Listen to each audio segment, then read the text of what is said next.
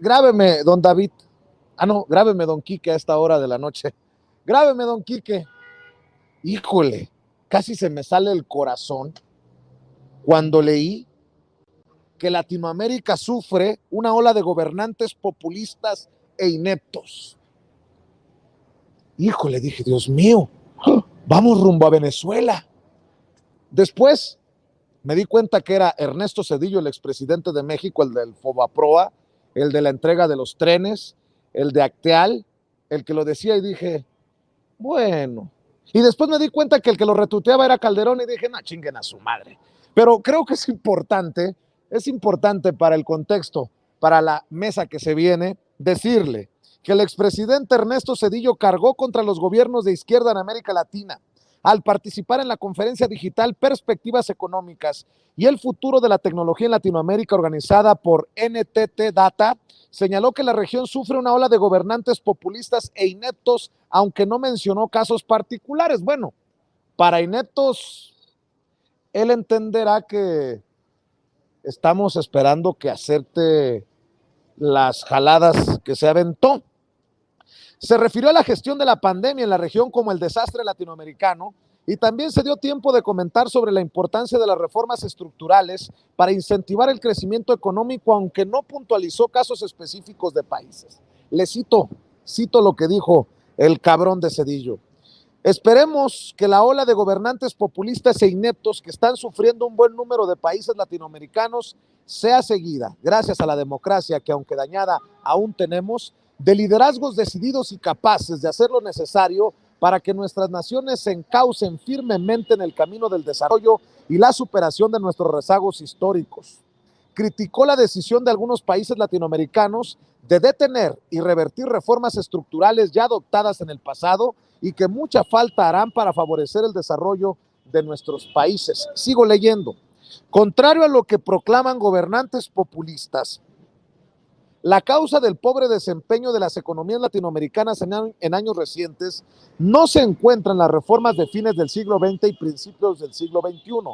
En realidad, el problema con nuestros países no es que tuvieran reformas. El problema es que estas nunca fueron lo suficientemente completas en sus objetivos ni en su ejecución, señaló Ernesto Zedillo.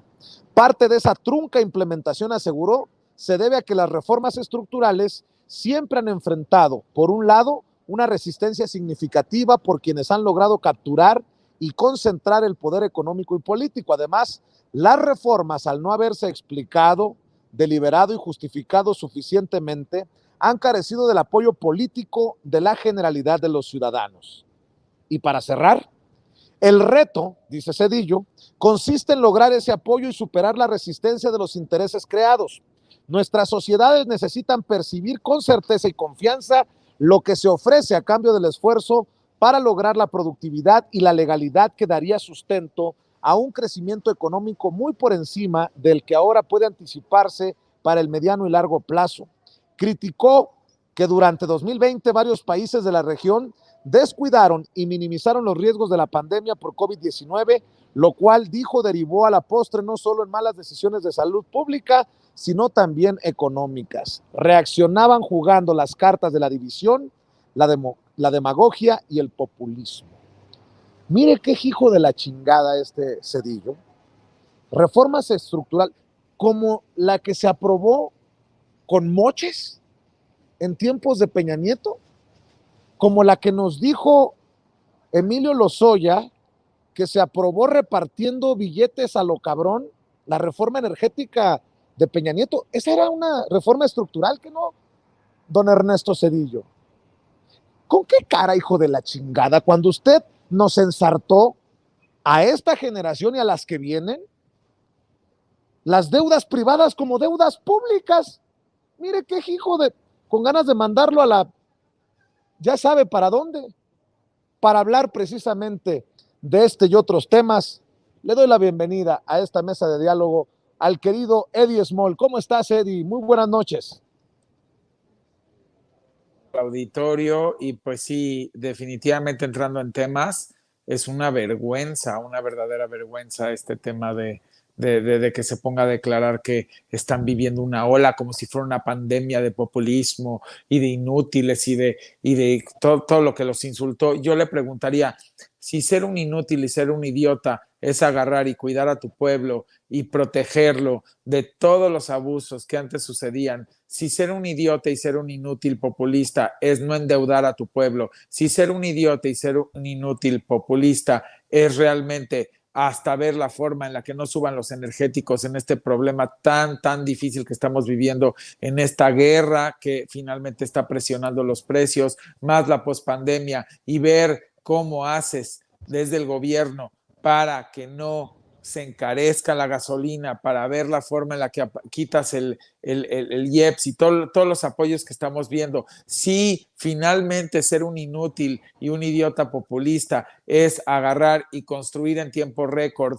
con la mano y la ayuda de nuestra Sedena un aeropuerto en menos de 2 años, si ser un idiota y un inútil es tener el récord de recaudación más alto del país con todo y una pandemia y en medio de una pandemia, si ser un idiota y un inútil populista es finalmente invitar y persuadir a que todo mundo, los que no pagaban ahora paguen, si ser un idiota y un inútil populista es tener el peso más sólido con todo y una pandemia que es increíble, y si ser un idiota y un inútil populista es tener las más altas reservas en Banco de México de toda la historia, si ser un idiota populista, como dice este señor, es no agarrar y hacer este tipo de triquiñuelas para generar un Fobaproa que, como bien dijiste, lo vamos a acabar pagando nosotros y quién sabe cuántas generaciones más. Y lo peor es que ni siquiera fue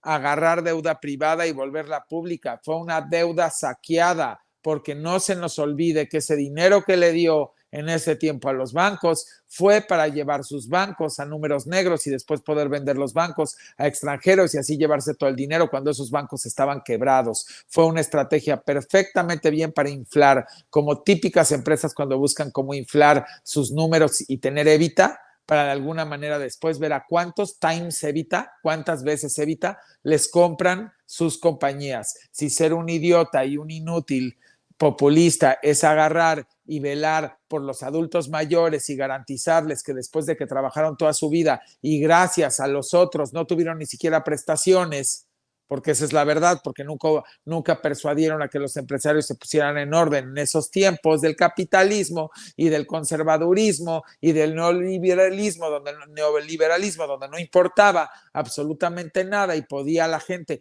no tener ni siquiera con sus prestaciones. Y hoy en día el resultado de esa falta de prestaciones y de ese compadrazgo entre el poder económico y el gobierno en esas décadas hicieron que hoy tengamos una cantidad impresionante de adultos mayores que no tienen prestaciones, que no tienen una pensión, que no pudieron sacar una casa del Infonavit y por ende hoy el gobierno, este gobierno que finalmente siempre ha sido humanista, se dedica a velar por ellos porque finalmente gracias a esos adultos mayores es que este país pudo progresar décadas tras décadas, porque ellos fueron la planta productiva de este país y esa parte nadie la entiende. Si ser y como dicen, un idiota o un iluso populista es agarrar y ver de qué forma impulsan con infraestructura para generar empleo, pues yo me imagino que entonces ellos han de querer que regresemos a lo otro. Si ser un idiota populista es agarrar y poner de alguna manera esquemas para que no se saquee el erario y el erario se use en infraestructura, en programas sociales y de alguna manera, porque no hay que dejarlo de decir, tener un proyecto de austeridad republicana, pues yo me imagino que entonces me preguntaría, ¿quiénes son los idiotas y los imbéciles? Gracias. Has hablado contundente, querido Eddie Small. Saludo también a nuestro analista tuitero favorito, a Tito Zurita Carpio, quien también seguramente se está quemando por entrarle a la mesa de diálogo y opinar. ¿Cómo estás, Tito? Te saludo con mucho gusto. Buenas noches. Saludarte, aunque me dejó muy triste. Yo creo que si me encuentro a Cedillo ahorita lo voy a abrazar por todo lo que le acaba de decir Eddie. Qué bárbaro, no dejaste nada de él. Pero sí, tiene toda la razón. nuestro querido Eddie Simol, Zedillo fue un poquito más que un inútil, fue un gobernante gris. Recuerdan que fue uno que recibió una economía, también estaba supuestamente correcta y no era así, estaba sostenida con pinzas y se le deshizo en las manos, y gracias a él estamos pagando una deuda, creo que nos toca como más de 90,000 pesos por mexicano. Creo que actualmente incluso las tasas, los intereses ya rebasaron a la deuda, es decir, en una maniobra que nos perjudicó en todos los sentidos, quedamos endeudados por ahí, creo que hasta el 2070, no lo vamos a ver ninguno de nosotros, quizás nuestros nietos les alcance el tiempo para pagar eso. También el que acabó con los ferrocarriles, ¿se acuerdan? Zedillo fue el que decidió que ya no se usaran y no pasó nada más. También el que usó en su tiempo la fiscalía, usó a la PACA, ¿recuerdas, Vicente? Esta vidente que andaba buscando el cuerpo de no sé quién, ese era Zedillo, ¿no? O sea, gobernante que hoy tiene la solución y que habla de que el populismo es un fantasma que recorre Latinoamérica, casi fue lo que quiso decir. Además sin atreverse, porque él siempre fue así, él nunca fue puntual en las cosas. Por ejemplo, se atrevió a decir que Salinas se equivocó, pero lo dijo como 20 años después, cuando debió haber dicho desde el principio y haber aguantado la situación para que no nos llevara la debacle del 94 como nos llevó en aquella ocasión. Pero Zedillo siempre viene a destiempo y siempre con otros intereses. Es un personaje que saliendo del gobierno de la República empezó a trabajar para todas las instituciones particulares con las que tuvo que ver siendo presidente de la República. Así que pues yo no sé con qué cara este señor hoy nos quiere dar la receta para solucionar las cosas en un país que él pues no dejó precisamente bien, sino que le preguntan a los de EZLN, ¿recuerdan? O la huelga de la UNAM, creo que por ahí fueron 10 meses, 11 meses que estuvo detenida y nunca pudo negociar nada con nadie, ¿no? O sea, este personaje es Zedillo el que hoy nos viene a decir cómo hacer las cosas, Vicente. Así es, y no me parece coincidencia, no me parece que aparezca de la nada, que salga de su cueva Zedillo. Algo hay, Eddie Small, me imagino que ya lo mandaron los intereses extranjeros a meter su semilla, envenenar el debate rumbo, por ejemplo, a la reforma eléctrica, o no es para tanto.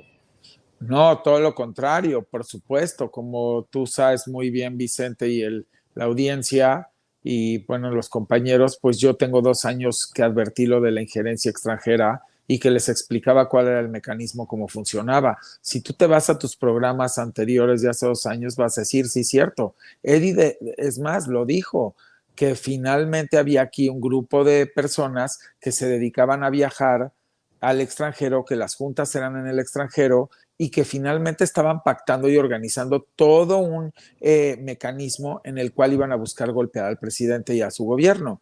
Y dicho y hecho se está cumpliendo, y qué bueno que se quedan en video las cosas, porque se podrían rescatar y dirían, ¿y por qué dijo este hombre hace 2 años esto, cuando todavía no estaba sucediendo? Pues porque era claro.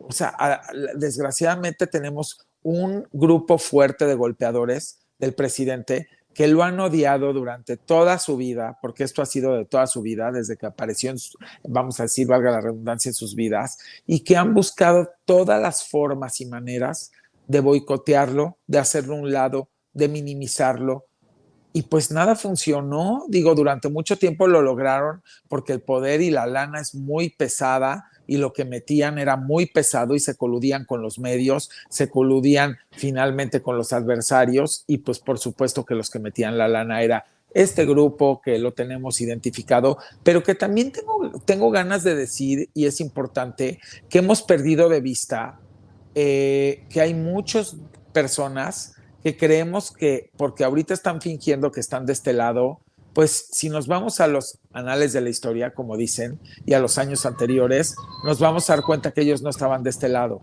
Ellos por conveniencia se han pasado de este lado. Y eso es algo que no podemos perder de vista los que estamos en este movimiento. Por supuesto, el presidente y el gabinete.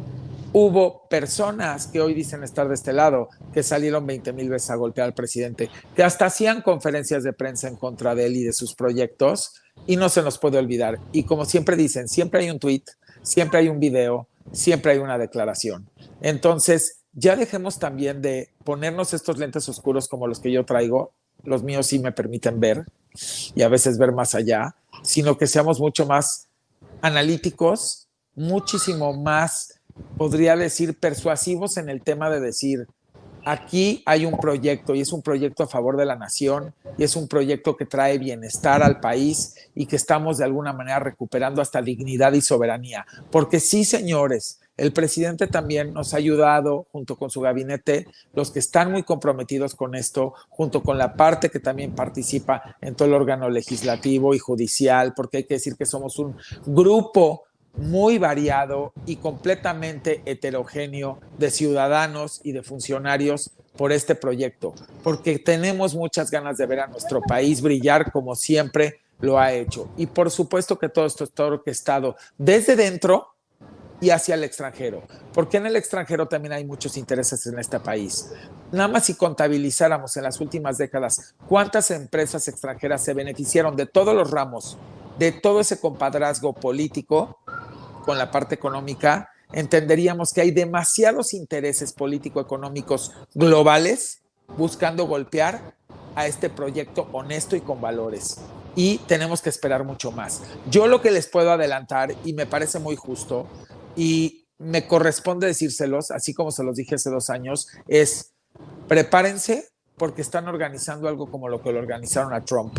Hay mucho dinero de por medio, va a haber una guerra sucia cada vez peor, hay muchos extranjeros metidos, pero también muchos nacionales y quienes ustedes menos imaginarían. Hasta los medios que parece que ahorita le están dando por el lado al presidente están metidos ahí y muchísima gente del poder económico que no tienen la menor idea. Así que es el momento de cerrar filas, es el momento de que no haya una división en este movimiento, es el momento de que todos empujemos porque es a favor de toda la población. Y lo que le interesa aquí a todo este movimiento es que todos, hasta los que están opuestos, les vaya mejor y tengan una mejor vida. ¿Por qué? Porque los que están moviendo, ahora sí que, como dicen, las manos que tejen y que mecen la cuna, no son esas personas que nos van a traer beneficios y bienestar a la población del día a día. Entiéndanlo, ellos nada más están luchando por sus propios intereses. Así es, dice Zedillo, gobernantes ineptos, populistas. Pues me imagino que no se refiere a Andrés Manuel López Obrador, nótese mi sarcasmo, mi querido Tito Zurita Carpio, porque el, entre comillas, populista, el autoritario, el aprendiz de dictador, ¿qué tanto han dicho de Andrés Manuel López Obrador? Bueno, pues consigue cosas como estas. Exdirectivos de Interjet son condenados a pagar un adeudo fiscal por cerca de 700 millones de pesos. Los empresarios Miguel Alemán Velasco y Miguel Alemán Magnani fueron condenados al pago de 689.3 millones de pesos por impuestos retenidos y no pagados por la línea aérea Interjet durante los ejercicios fiscales 2018 y 2019, de acuerdo con una resolución del Tribunal Federal de Justicia y Administración. Y si bien es cierto, pues los tribunales son los tribunales, creo que son de los milagros del Mesías tropical, aunque le arda a Krause, son milagros de la Cuarta Transformación, que se esté obligando a pagar a los que deben, porque esto no ocurría ni con Peña Nieto, ni con Calderón, ni con los gobiernos como los de Fox o como los del iluminado de Zedillo, Tito Zurita Carpio. Es obvio que lo que Zedillo quiere es impulsar la idea de que los gobiernos que tienen el corte que estamos viviendo con López Obrador no favorece el crecimiento y todo esto que ellos le llaman, lo que es lo correcto, que le llaman las reformas estructurales, que sí las está haciendo, por ejemplo, Brasil. Y ya sabemos qué significa reformas estructurales: reducir el tamaño del Estado para que sea todo operado por los privados y sean jugosos negocios. Entendamos esto, que lo que estaría aplaudiendo ahorita Zedillo, si la historia hubiera sido otra y tuviéramos a Anaya o a Mitt, el Bronco no, porque pues ya ven, ahorita no puede, como de presidente de la República, ¿no? Serían el aeropuerto de Texcoco estaría ya en el tercer préstamo para sacarlo adelante y anunciándose que ahora sí, para el 2025 va a estar listo. Ahí sí, ese tipo de cosas son las que les gustan, porque bueno, son los particulares que están construyendo y ganan muy bien. A Zedillo es lo que no quiere ver. Precisamente me puse a revisar los datos del Fondo Monetario de las líneas de crédito que ha aventado, que México está entre esas, pero que no las ha usado, que no las usó durante la pandemia, pero sí las han utilizado otros países. Estoy seguro que son esos a los que Zedillo se refiere, ¿no? A los que sí pidieron dinero y a los que sí están haciendo las reformas que les están dictando desde arriba, que era lo que es la costumbre que se había tenido desde siempre. Que Zedillo siguió, Zedillo es un economista formado en Estados Unidos, o sea, él perfectamente entendía cómo tenía que operar las cosas en relación a lo que se decía desde afuera de estas órdenes del Fondo Monetario a través de estos préstamos que parecen muy buenos, muy nobles, pero que sabemos que lo único que hacen es condicionar los proyectos a donde van a ir destinados y sobre todo la manera en que se van a pagar. Esa es la idea correcta para Ernesto Zedillo. Pero bueno, pues no es así. Este gobierno no ha solicitado deuda, en plena pandemia tampoco lo hizo, es decir, 0 pesos. Si hay más, la deuda crece, pero por los intereses. Y obviamente esta deuda también es de la que nos dejó Ernesto Zedillo, porque en ese desastroso sexenio, que es cierto, no todo fue su culpa, pero también fue parte de su responsabilidad, la economía se vino al suelo para los mexicanos. Muchas personas se quedaron sin nada y costó muchísimos años recuperarnos. Y yo creo que si lo viéramos en retrospectiva, lo que perdimos los mexicanos en el sexenio de Zedillo, quizá no lo hemos logrado recuperar todavía, ¿no? Porque pasamos luego unos sexenios donde el crecimiento estaba inflado otra vez a través de préstamos, que es la costumbre que han tenido ellos. Porque, repito, para estos economistas con esta formación, lo correcto es crecer endeudándote. Es decir, pues tú no estás creciendo en realidad porque sí vas a generar, pero todo se está yendo para la deuda que estás dejando ahí, que hay que pagarla, porque, bueno, todos esos recursos tienen toda una intención. Ese es el Ernesto Zedillo, Vicente.